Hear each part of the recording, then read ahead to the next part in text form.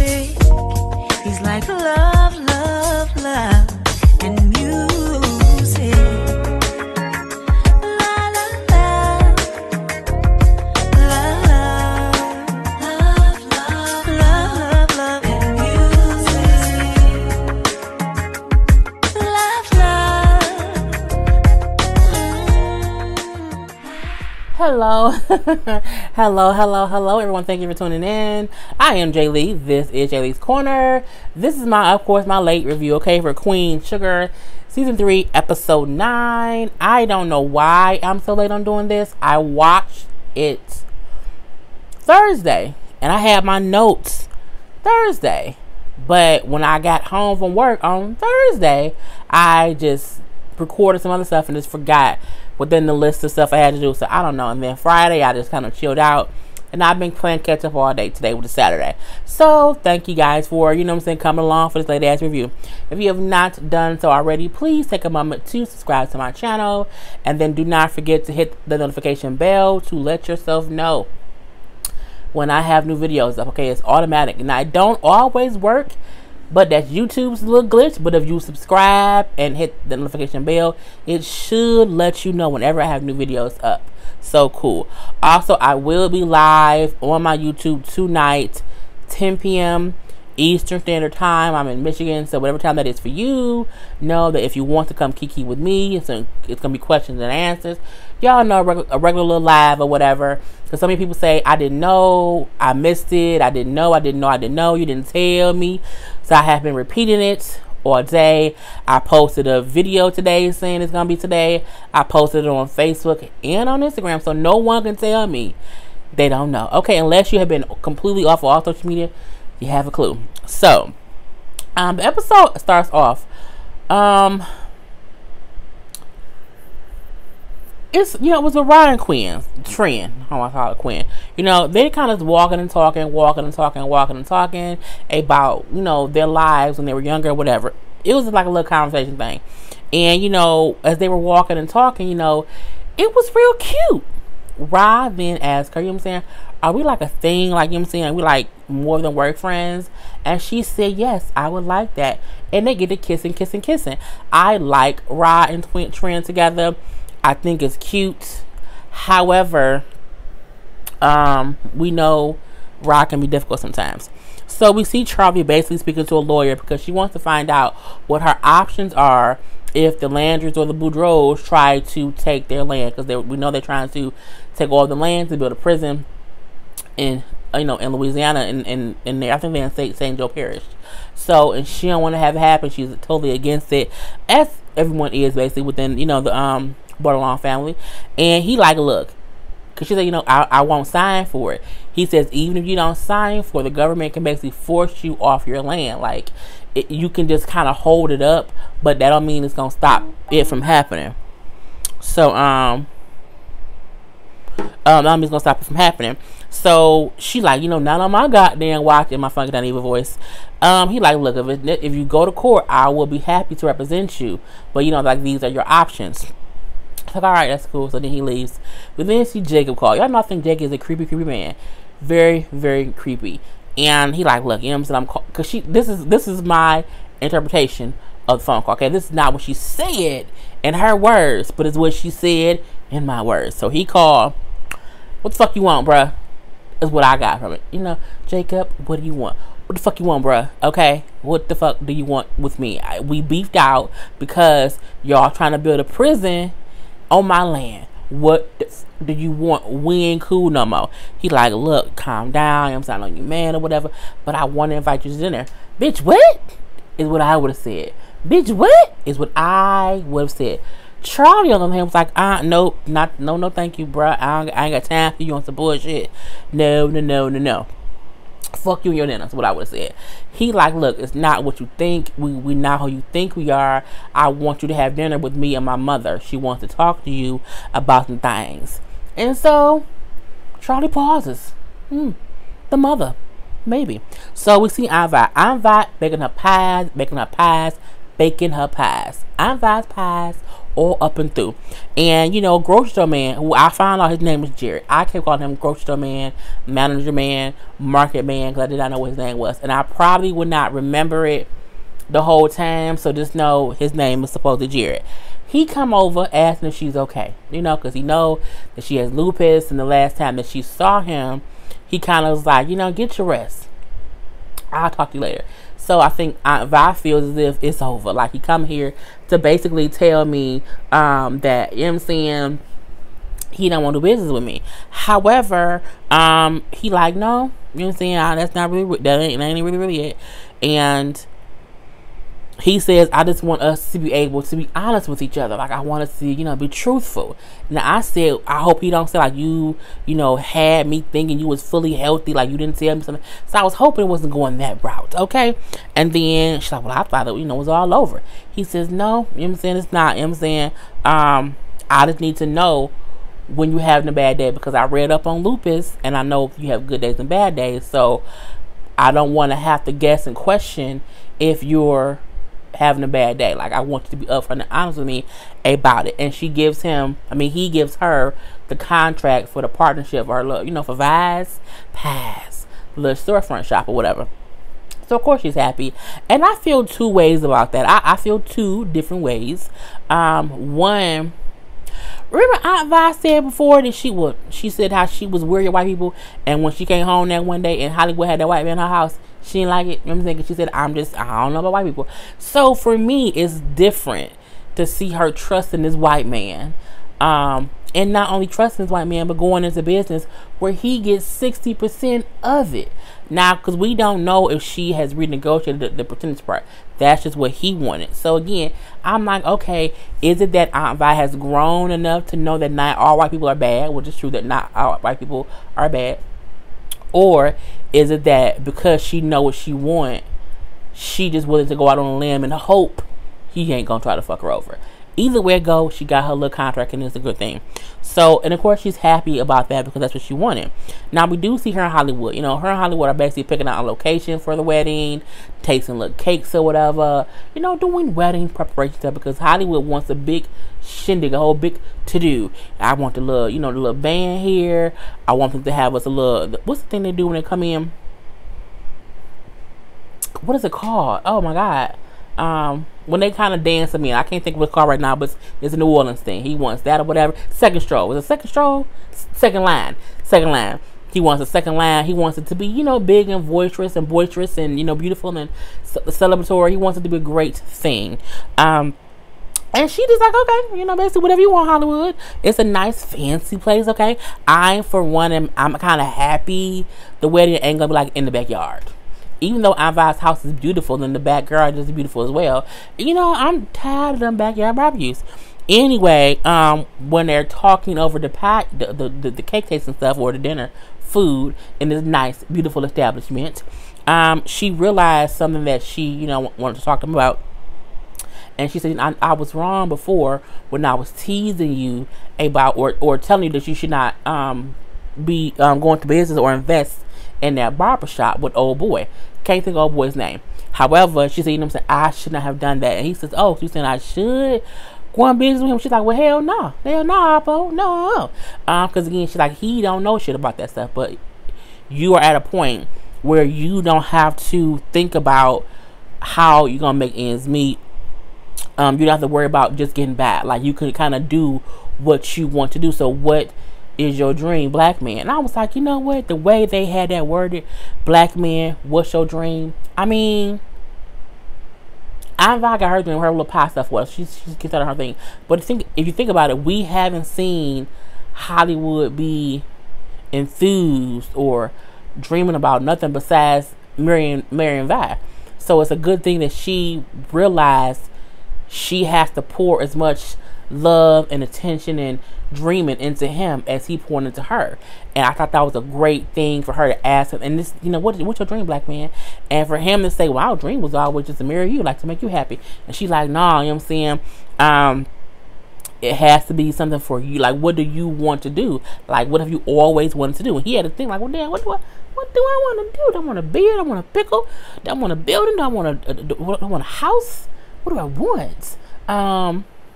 He said, you know what? I've always wanted to like get into construction, and own my own sports lounge. Now when I said, well, I don't know what a sports lounge is, but if that's what you want to do, you know what I'm saying, do it. And I'm like, well, I sports lounge, just a sports, it's like a, it's a lounge for sports. Anyway, he says, if I go through this and if I do this dream of mine, I just have to be sure that you're gonna take care of yourself. Because he like, if I get busy, I want to be sure that I'm not worried about you not taking care of yourself. You doing too much. And I like the fact that she said, I will take care of myself. Because sometimes if you don't watch Anva, she'll do too damn much and she won't complain about how she feels because she does not want to be a complainer. So you have to be able to trust your spouse, your wife, your husband, or whatever will be able to sustain their own health care, their own health, even if you've gone and working and you busy, like you don't want to get home and they've been all day, baking pies in 100-degree weather and you pass out because you're having a damn episode because you ain't taking care of yourself. So that was a great thing. Damn Darla. Darla and Ralph Angel meet up. I am starting to not like Darla, just because she is a completely different person and not in a good way if you ask me. She meet up Rye and she wants to do 70-30 to where Rye has some 30% of the time and she hasn't 30. I said, bitch, what? Darla, who? You tripping? And Rye like, what the fuck happened to 50-50? Well, I feel like he needs to have more stability and I have a job and my house is more safe. Here she go. But you lived at that farmhouse beforehand. You can't keep having the thing that he let someone move in to help them as if that was going to hurt Blue. See, Darla, I don't like it for your works now. You're doing too damn much. And Rod, like, you think I ain't going to fight this tooth and nail? I would do whatever I have to do for my son. Darla thinks she's slick. Darla was out there sucking dick on them streets, doing crack cocaine, doing whatever she wanted to do for all them years. Left Blue with a family who technically wasn't even his family. Okay, Darla knew damn well it was a chance that Rod was not Blue's daddy, but she still was out there sucking crack pipes and stuff, and she didn't care. She left him with them while she was out there doing her thing, sex, drugs, or whatever. To come back now. And then when you told Rye that it was a possibility that he was not Blue's father, you still left for yourself. You left him with Rye. So if Rye was not a good person, if Rye was so dangerous, if you didn't trust him, but you left your son with him all that damn time, I feel like because Darla is aware that he is not Blue's bio father, now she's like, okay, I can push my weight around because I shouldn't have to ask you about my child because technically he isn't your child blood wise. And I like how Rod he ain't letting her bully him at all. And he even's like, I don't even know you anymore. Because again, she making it seem as if he like a bad parent, and he's the more consistent parent. You know what I'm saying? Even though he was gone for a little bit of time, he was in jail.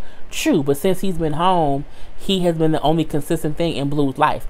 And if anything else, Darla has been less consistent than Ralph Angel has. They both have their past. They both have made their mistakes. However, Darla is acting as if she is the better parent. And how she was saying, like, he should be with me more. I'm more stable. I'm not working 2 jobs. But he working 2 jobs because your ass been gone. Girl. So it made me really mad with Darla. And I think the reason they changed Darla's look, because Darla is a completely new person. Like, she isn't the same Darla from before. And for me, that's not a good or a bad thing. It's just, it's a different thing. Okay, and it kind of irks my damn nerves. But again, I'm like, you left that boy with a family who wasn't his, girl. Jesus.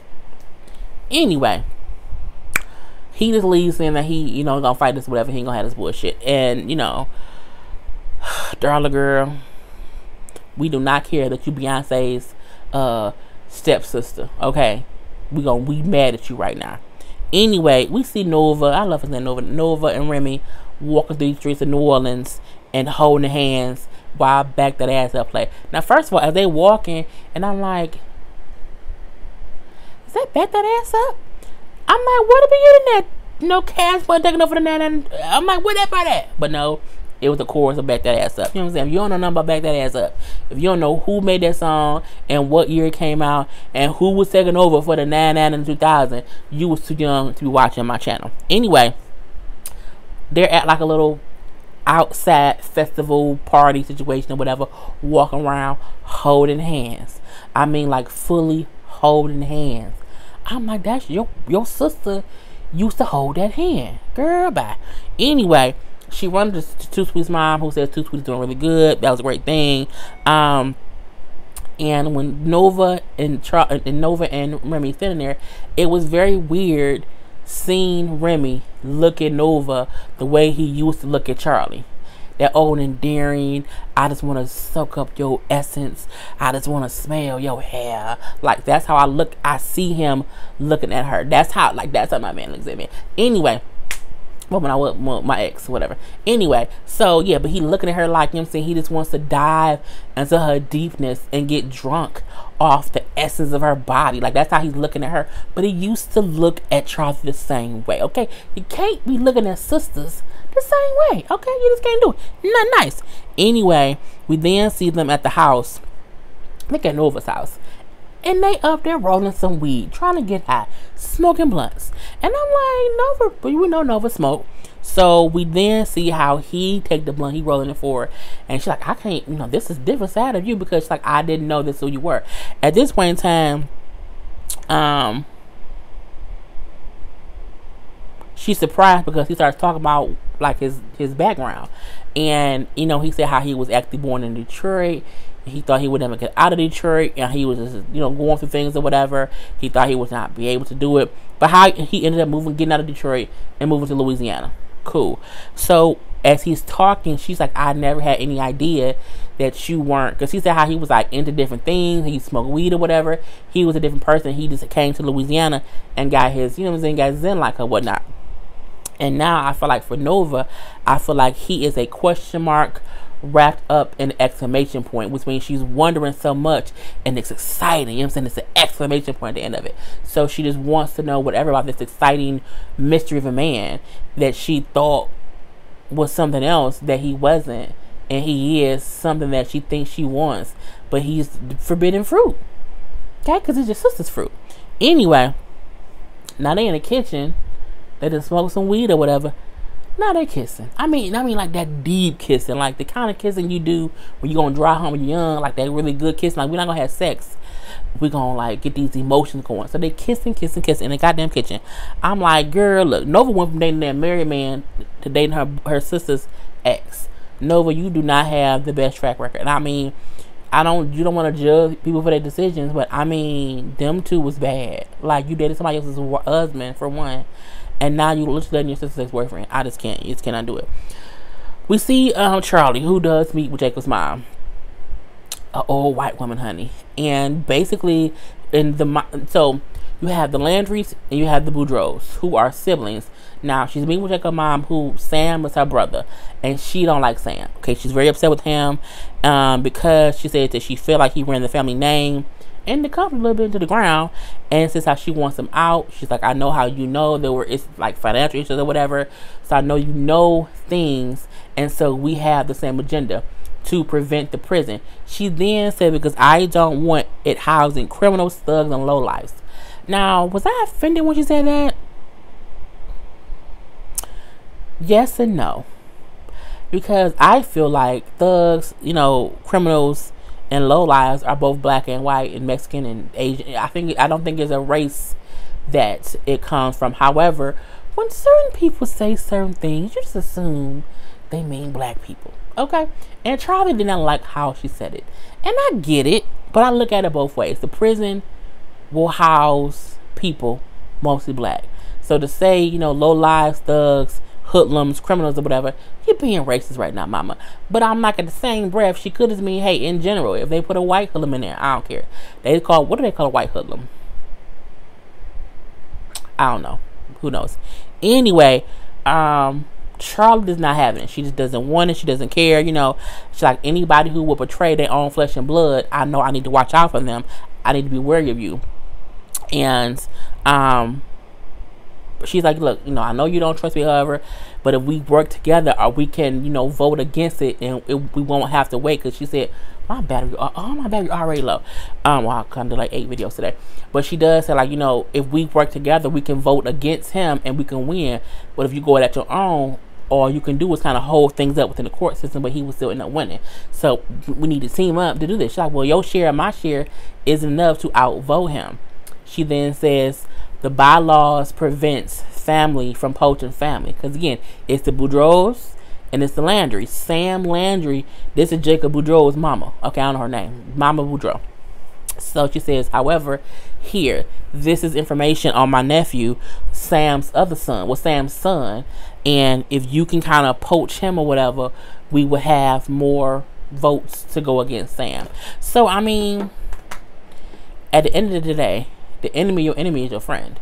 So even though she don't really fuck with them at all, she has to do something to prevent what's going on. And I'm like, girl, I would just be like, look, I'm gonna burn all y'all down to the ground. Okay, I don't care who's gonna go. Anyway, you know, Jacob talking, you know, Charlie, I'm sorry. I'm saying, I know how you must feel about me. I don't feel no kind of way about you. I don't think about you, bruh. And she leaves. Anyway, we do see Rye have a quick conversation with Nova and Charlie, letting her know what Darla's trying to do. And they like, well, dang, it's kind of hard or whatever. He upset because he like, I feel like she's trying to take him from me. I already missed so much of his life when I was locked up, and I've been trying to do my best since I've been out. And she trying to like push him out of my life, because he even says like, I think he like, what if he wants to stay with her? You know what I'm saying? She bought all this new fancy stuff. And it's true. Darla has been buying him new shit. Okay, new stuff.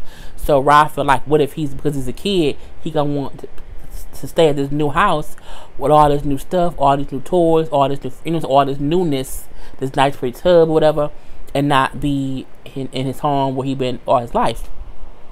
And they like, Blue loves you. Like, he, you know, he loves you. You know, you're his dad. And they said, like, we family, like, you're not gonna be going through this, you know, on your own. Like, we gonna be right here together. And they also kind of bring up, like, if they go to court, they might push a, you know what I'm saying, a DNA test, which will then prove that he ain't even a daddy, and then that's even worse. But I mean, even though his name is on the birth certificate. So that's the whole thing too. And again, that's why I say I feel like, what if Darla's doing this because she knows his name ain't on the birth certificate. So technically, you know what I'm saying, it could be that too. Like, let me push him to force us to go to court, and then that way I get him out anyway. But at that point in time, Blue gonna hate your ass, Darla. So whatever. So they like, you know, we're family, we'll be in this together. Cool. We do see Charlie and Nova have a talk after that situation. And, you know, she's like, you know, Charlie, don't hate me. I said, oh, here we go. You know, I said I wasn't seeing anyone. That wasn't true. I am seeing someone. You know what I'm saying? You know, it wasn't planned. So as she's talking, like, it wasn't planned. I didn't mean for it to be this way. I never thought it would happen. We were just spending time together. I'm like, I felt like Charlie felt like, well, bitch, is you dating Davis? Is you dating my ex-husband? Like, cause she talking like, you know, it's something. So I'm like, it can't be but two people, okay? But two people, either Davis or Remy, in my eyes. But I'm like, Charlie could be thinking like, what the hell is she talking about? She then says, me and Remy kissed.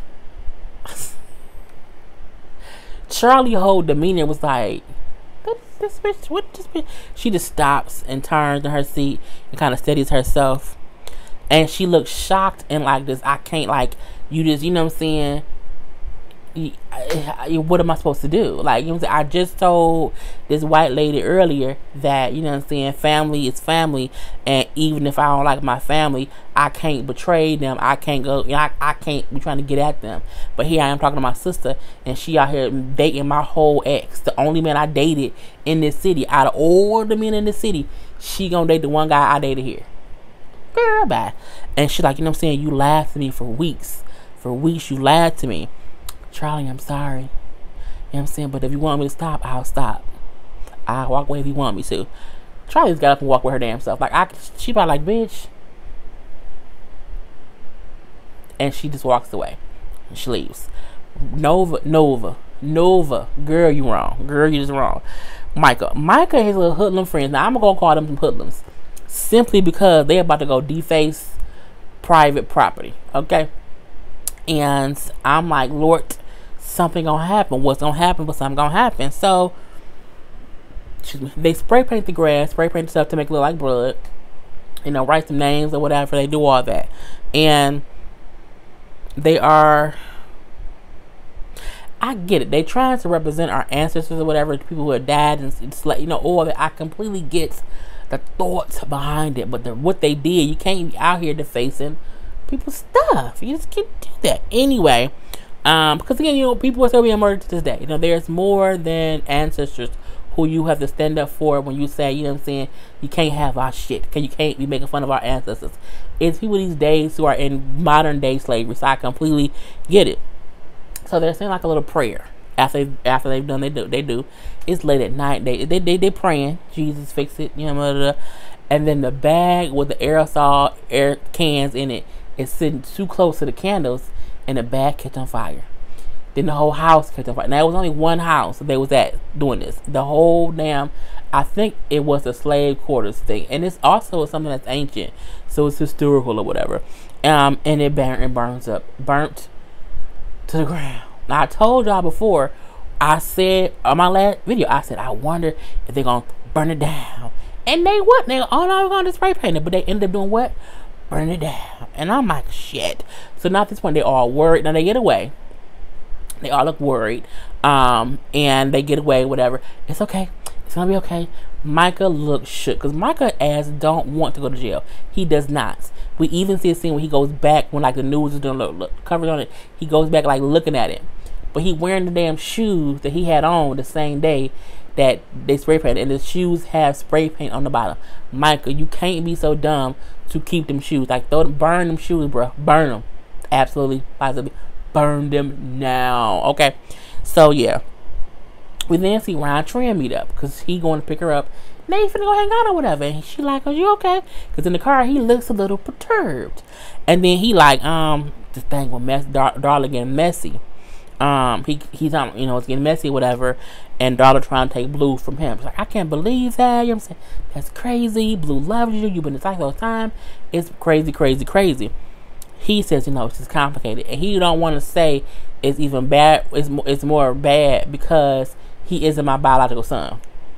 I feel like when he says complicated, that's what he meant, saying that it's not as easy as you think it is because he also not my son. He then tells her like, I don't want to drag you into my mess. You know what I'm saying? So maybe we can keep things simple. I say, this nigga here, Ra, what is you doing? Again, I feel like Ra allows Darla to dictate his feelings, his emotions, and what's going on in his life. Like, you dating her, like you should have said, you know what I'm saying, do you want to still date me knowing this is gonna be messy? But I also feel like Trent should have said, you not include me in nothing. I want to be by your side. I don't mind dating you. This ain't too much for me. I thought they both could. He could have asked her the question, and she could have said like, it's okay. Like, I don't think it's messy. Like, we can still try this out. But she said, you know what I'm saying, all right, fine, I understand. And she got out the car. But of course she's mad because it's like, you keep playing with me. You keep yo-yoing me. You yo-yoing me, and I don't like it. Okay, at all. I don't like either. Ra, I just think you need to just, I don't know. But it just kind of made me mad.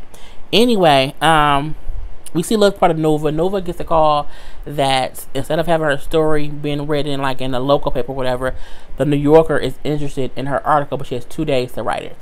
I mean, but you fuck your sister's boyfriend, so I don't know if I like that.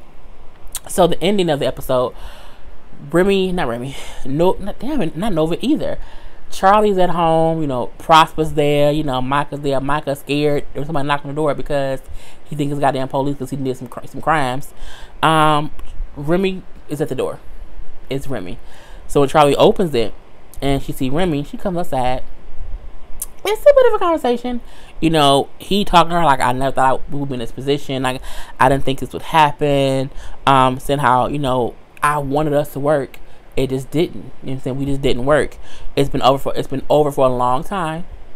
And, you know, I don't expect you to accept us. And she said, say her name. Say her name. He's like, Nova. And she says, yes, Nova. My sister, Nova. She's like, I don't know you. And I might not have ever known you, but I don't trust you. You know what I'm saying? How do you value honesty? I can't, no, yeah, how do you value honesty She's like, nah, no, I can't trust you. I also can't trust my own blood because you are also a willing participant, and my sister, my blood, she also did it too. So I can't trust either one of y'all right now. She says, however, me and Nova are forever. We are family. Okay, that's my sister. Okay, we'll be fine. However, you are fleeting. I said, oh, fleeting. She used the word on him. I said, okay, come through, Charlie. And I feel like when she said the word fleeting, he started crying. I'm like, did I see a tear? Is he crying? What's going on? And he kind of walked away from that because he felt, wasn't nothing else he could say after that point in time. You know what I'm saying? But I'm like, did he cry? Did he shed a tear? I really wondered. She also said, like, you better not hurt my sister. You better not ever make her feel the way I feel right now. Because if you do, boy, don't you touch my nose. So it was a good moment of her letting him know, first of all, you ain't gonna last long, okay? And me and Nova will be fine. But if in the meantime, in between time, if you hurt her, I'm on that ass, okay? And it goes off with him walking away all sad because he got read to hell by Charlie, and Charlie kind of having tears in her eyes too because like this is like my sister really dating my ex because she didn't want to not be with Remy. Remy did not want to be with her because of her tactics, her process of how she was going to take out the Landers and the Boudreaux. So she was sad when her and Remy broke up. You know what I'm saying? So that whole thing, and Remy was still acting mean towards Charlie. So to then get close to the sister, it's like, oh, you gonna dig it in deeper, dig the knife in deeper? Really, Remy? Oh. Anyway, that was the whole episode. So put your comments below. Peace.